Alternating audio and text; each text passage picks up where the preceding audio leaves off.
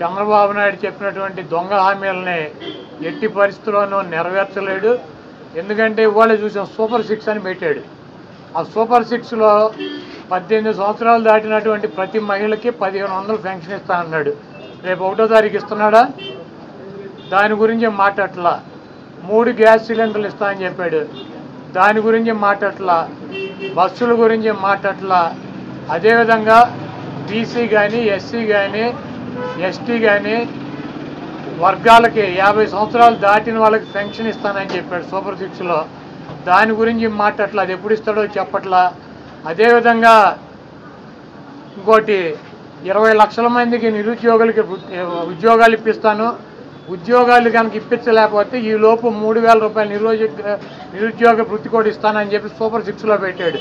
మొన్న తెలంగాణలో హరీష్ రావు గారు మాట్లాడుతూ చెబుతున్నాడు, చంద్రబాబు నాయుడు గారు చెప్పిన వాగ్దానాన్ని ఏమీ చెప్పాడు. 1000 రూపాయలు ఈయన పెంచింది. ఇప్పుడు వచ్చి 3000 ఆల్రెడీ ఇచ్చేది జగన్మోహన్ రెడ్డి గారు 3000 ఇస్తా అంటే ఈయన వచ్చి 1000 ఇచ్చాడు. మీరు అక్కడ 2000 ఇస్తా అంటే రేవంత్ రెడ్డి 4000 చేయాలి కాబట్టి అక్కడ ఇబ్బంది పడుతూ ఉంటాడు. ఇంకా ఈయన సూపర్ 6 అని చెప్పి ప్రతి మహిళకి 1500 రూపాయలు ఇస్తాడు 18 సంవత్సరాలు దాటిన వాళ్ళకి. మరి ఆ వాగ్దానం ఎప్పుడు చేస్తాడు? రేపు 1వ తారీఖు ఇవ్వరా?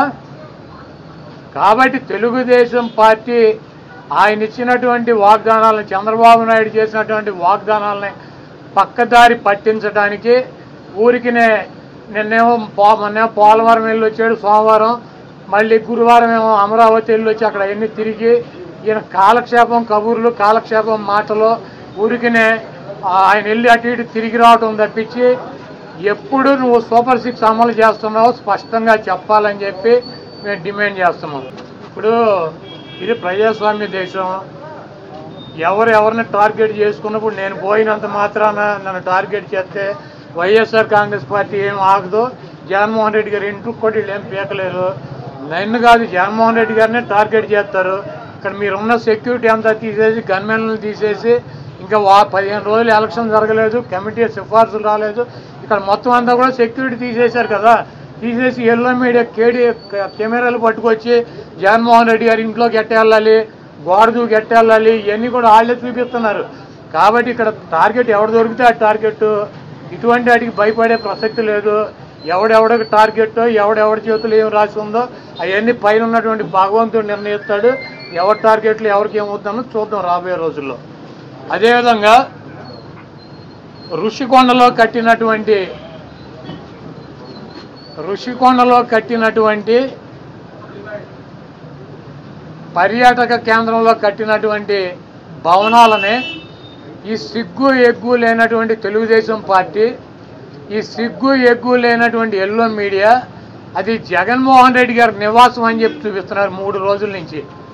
వెళ్ళి జగన్మోహన్ రెడ్డి గారు అక్కడ నివాసం ఉన్నాడా? జగన్మోహన్ రెడ్డి గారు 2014 నుంచి 19 దాకా ప్రతిపక్ష నాయకుడిగా ఉన్నాడు. ఆయన కార్యాలయం లోటస్ పాండ్, ఇల్లు లోటస్ పాండ్. ఆయన లోటస్ పాండ్ హైదరాబాద్ నుంచే ప్రతిపక్ష నాయకుడికి ఉన్న 5 సంవత్సరాలు నడిపాడు. ముఖ్యమంత్రి అయిన తర్వాత 5 సంవత్సరాలు ఈ తాడేపల్లిలో ఉన్నటువంటి ఇల్లు క్యాంప్ ఆఫీస్ ఇక్కడి నుంచే నడిపాడు ఆయన కార్యాలయాన్ని కానీ ఇంటిని కానీ. జగన్మోహన్ రెడ్డి గారి రక్తంలో లేదు. ప్రభుత్వం కట్టించినటువంటి ఇళ్లలో ఉండటం కానీ, ప్రభుత్వం కట్టించినటువంటి గెస్ట్ హౌస్లో ఉండేటువంటి కర్మ జగన్మోహన్ రెడ్డి గారికి పట్టల. జగన్మోహన్ రెడ్డి గారు వైజాగ్లో సొంత ఇల్లు కట్టుకున్నాక అక్కడ షిఫ్ట్ అవుతాడు. అంతేగాని టూరిజం ప్లేస్లో కట్టినటువంటి ఆ హౌస్లో జగన్మోహన్ రెడ్డి గారు వెళ్తాడని చెప్పి ఎవడు చెప్పాడు వీళ్ళకి, వెధవులకే? అది జగన్మోహన్ రెడ్డి గారి కోసం కట్టించుకున్నటువంటి ఇల్లు అని చెప్పి రకరకాలైనటువంటి కథనాలు రాస్తున్నారు. అది ఒక అంతర్జాతీయ రాజధానిగా తీర్చిదిద్దాలన్నదే వైఎస్ఆర్ కాంగ్రెస్ పార్టీ లక్ష్యం. దాన్ని రాజధాని చేయాలన్నదే ఆ రోజు నిర్ణయించుకున్నాం. కాబట్టి అక్కడ ఇంటర్నేషనల్ సెమినార్లు జరుగుతున్నాయి. అనేక మంది ఇంటర్నేషనల్ సంబంధించినటువంటి దేశ విదేశాల నుంచి అనేక మంది పారిశ్రామికవేత్తలు వస్తున్నారు. కనీసం వాళ్ళకి సౌకర్యం ఉండటానికి అవకాశం లేనటువంటి పరిస్థితి ఉంది. కాబట్టి ఉత్తరాంధ్రలో ఉద్దానంలో దాదాపు 700 కోట్ల రూపాయలు పెట్టి హాస్పిటల్ కట్టించారు కిడ్నీ పేషెంట్ల కోసం అని చెప్పి. అదేవిధంగా విజయనగరం కావచ్చు, లేదా పార్వతీపురం కావచ్చు, ఉత్తరాంధ్రలోనే 650 కోట్ల రూపాయలు పెట్టి ఒక్కొక్క మెడికల్ కాలేజీ కట్టించారు. అదేవిధంగా టూరిజం ప్లేస్లో అంతర్జాతీయ సంస్థలు కానీ వ్యక్తులు కానీ వచ్చినప్పుడు అక్కడ ఒక విధి ఉండాలని చెప్పి ఒక మంచి భవనాన్ని నిర్మిస్తే 7 బిల్డింగులు అయ్యి, ఒక బిల్డింగ్ కాదు 7 బిల్డింగుల్లో జగన్మోహన్ రెడ్డి గారు ఉండరు. 7 బిల్డింగులు కట్టారు. ఆ 7 బిల్డింగుల్లో 7 బ్లాకుల్ని చూపించేది జగన్మోహన్ రెడ్డి గారు 450 కోట్ల రూపాయలు పెట్టి ఇల్లు కట్టుకున్నారని చెప్పి ఈ దుర్మార్గమైనటువంటి ప్రచారం చేస్తున్నారు. ఇవన్నీ కూడా ప్రజలు గమనిస్తారు. చంద్రబాబు నాయుడుకి ఇచ్చినటువంటి వాగ్దానాలు నెరవేర్చలేక నీకు సూపర్ 6లో పెట్టినటువంటి వాగ్దానం 1500 రూపాయలు ఇస్తానని చెప్పావా చెప్పలేదా? 18 సంవత్సరాలు దాటిన వాళ్ళకి రేపు 1వ తారీఖు నీకు దమ్ముంటే 20 లక్షల మంది నిరుద్యోగులకు 3000 ఇస్తానని చెప్పావా లేదా? దాని గురించి చెప్పండి. నువ్వు దొంగ వాగ్దానాలు చేసి అధికారంలోకి వచ్చావు. నువ్వు దాని గురించి మాట్లాడండి. ముందు మీరు ఈ వాగ్దానాలను డైవర్ట్ చేయాలని చెప్పి ఒకటి తీసుకెళ్ళి 4 కెమెరాలు బాత్రూములు లెట్రిన్లు టబ్బుల్లో పెట్టి 30 లక్షలు పెట్టి బాత్రూమ్ కట్టాడు. జగన్మోహన్ రెడ్డి గారు ఇల్లు అది. జగన్మోహన్ రెడ్డి గారు ఎప్పుడన్నా ప్రభుత్వ కార్యాలయాలు ఉన్నాడా? జగన్మోహన్ రెడ్డి గారు ఎప్పుడన్నా ప్రభుత్వం గెస్ట్ హౌస్లో ఉన్నాడా? జగన్మోహన్ రెడ్డి గారు ఇల్లు కట్టించుకుని వెళ్తాడు వైజాగ్. నీకు మళ్ళీ ఎవడో కొంపలో దూరేటువంటి పరిస్థితి జగన్మోహన్ రెడ్డి గారికి ఉండదు. కాబట్టి జగన్మోహన్ రెడ్డి గారికి కట్టించినటువంటి ఇల్లు కాదు అది టూరిజం సంస్థ ద్వారా టూరిజానికి సంబంధించి కట్టించినటువంటి 7 బ్లాకులు వాటిని కట్టారు.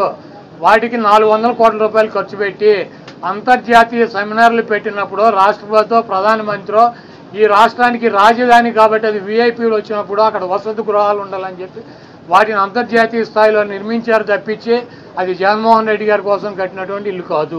ఫర్నిచర్ అంతా ప్రభుత్వం ఫర్నిచర్ అంతా కూడా వాడుకుంటున్నారు. ఫర్నిచర్ దొంగ అంటూ కూడా టీడీపీ నేతలు కోడేశ్వర ప్రసాద్ గారు అసెంబ్లీలో ఉండాల్సినటువంటి ఫర్నిచర్ని తీసుకువెళ్ళి ఎక్కడేసాడు? ఆయన బైక్ షోరూంలో వేసుకున్నాడు. అసెంబ్లీలో ఉండాల్సినటువంటి ఫర్నిచర్ బైక్ షోరూంలో వేసుకుంటే వాడిని దొంగ అంటారు. సీఎం క్యాంపు కార్యాలయానికి ప్రభుత్వం వచ్చినటువంటి విజిటర్స్ కోసం ఒక కార్యాలయం సీఎం జగన్మోహన్ రెడ్డి గారి కార్యాలయం అయితే ఒక 10 మంది 20 మంది కూర్చుంటాకుంటుంది. ఒక ముఖ్యమంత్రి కార్యాలయం కాబట్టి అక్కడ అదనపు వసతులు కావాలని చెప్పి ప్రభుత్వం కల్పిస్తుంది. ముష్టి పట్టుకుపోతే పట్టుకుపోండి, లేకపోతే డబ్బు విలువ చెప్తే కడతామని ఫస్ట్ రోజు చెప్పాం. దీని గురించి ఏమైనా రాద్దాం కావాలంటే పట్టుకుపోండి. తొక్కల ఫర్నిచరు ఎంత? ముష్టి ఫర్నిచర్ ఎంత ఉంటుంది? కావాలంటే పట్టుకురండి. మేమన్నా షోరూమ్లో వేసుకున్నాం తీసుకెళ్ళి మా సాక్షి ఆఫీసులో వేసామా? కాదు, మాకు క్యాంప్ ఆఫీసులో పెట్టినటువంటి ఫర్నిచర్ని తీసుకెళ్ళి సాక్షి ఆఫీసులో వేసుకున్నావా? దొంగ అంటే అసెంబ్లీలో ఉండాల్సినటువంటి ఫర్నిచర్ని తీసుకుని బైక్ షోరూమ్ నీ సొంత షోరూమ్లో వేసుకుంటే వాడిని దొంగ అంటారు. అంతేగాని క్యాంప్ ఆఫీసులో ఇచ్చినటువంటి ఫర్నిచర్ క్యాంప్ ఆఫీసులో ఉంటే దానికి కావాలంటే డబ్బు కడతాం, లేదంటే ఫర్నిచర్ తీసుకుపోమని చెప్పాం. దానికి దొంగ ఇవన్నీ పనికిరాని మాటలు. ఋషికొండ ఫర్నిచరు దాడులు, కొడాల నాని టార్గెట్, జగన్మోహన్ రెడ్డి టార్గెట్, ఇక్కడ పోలీసులు తీసాం.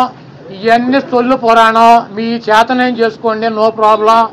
మీరు సూపర్ 6లో పెట్టినటువంటి వాగ్దానాలనే మీరు ఎప్పుడు అమలు చేస్తున్నారో చెప్పాలి. జగన్మోహన్ రెడ్డి గారు తరఫున మేము అడుగుతున్నాం. వైఎస్ఆర్ కాంగ్రెస్ పార్టీ తరఫున చంద్రబాబు నాయుడు అమలు చేసే బాధ్యత నాదని చెప్పి పవన్ కళ్యాణ్ గారు కూడా చెప్పాడు.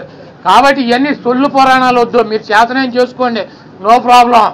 మీరు ఎవరిని చంపేయాలో చంపేయండి, ఎవరిని కొట్టాలని ఉన్నారు కొట్టండి, ఏం చేయాలని ఉన్నారు చేసుకోండి. మీరు సూపర్ 6లో ఇచ్చినటువంటి వాగ్దానాలనే 1వ తారీఖు నుంచి 4000 పెన్షన్తో పాటు అమలు చేస్తున్నారా లేదా? దీనికి స్పష్టంగా సమాధానం చెప్పండి.